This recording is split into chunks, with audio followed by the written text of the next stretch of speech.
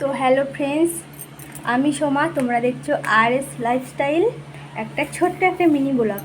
তো আমি আবার একটা নতুন ভিডিও নিয়ে চলে এসেছি। তো আজ দুপুরে আমি কি রান্না করেছি তোমাদের সাথে সেটা আমি শেয়ার করব।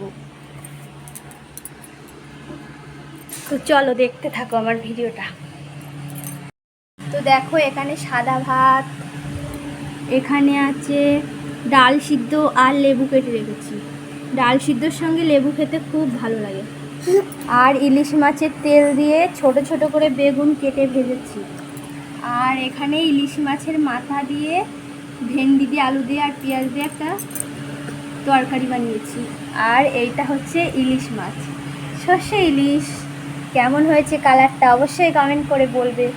তোমরা যদি এই রেসিপিটা দেখতে চাও আমাকে বলবে, আমি অবশ্যই তোমাদেরকে দেখাবো।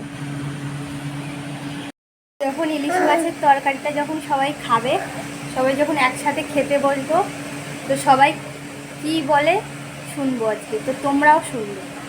তো ভিডিওটা দেখতে থাকো শেষ পর্যন্ত, আশা করি খুব ভালো লাগবে। তো খাওয়ার টাইমে আবার দেখা হচ্ছে। দেখো ফ্রেন্ডস, বাবা খেতে বসেছে ইলিশ মাছ দিয়ে। কেমন হয়েছে বাবা? এখনো তো খাইনি। খাওনি এখনো, খেয়ে বলো। দেখো ফ্রেন্ডস, মাও খাচ্ছে।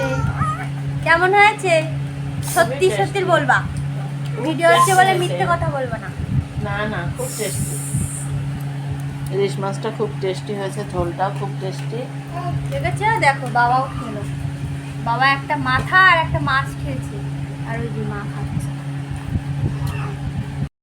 দেখো ডাল সিদ্ধ দিয়ে খাচ্ছি। দেখো ফ্রেন্ডস, আমি খাচ্ছি ইলিশ মাছের তরকারি দিয়ে, ভীষণ টেস্টি হয়েছে। দেখো আমি মাথা খাচ্ছি, আমার মাথা খেতে খুব ভালো লাগে, তার জন্য। ইলিশ মাছের মাথা ভীষণ টেস্টি। তোমরা কে কে খাও অবশ্যই বলবে কমেন্ট করে।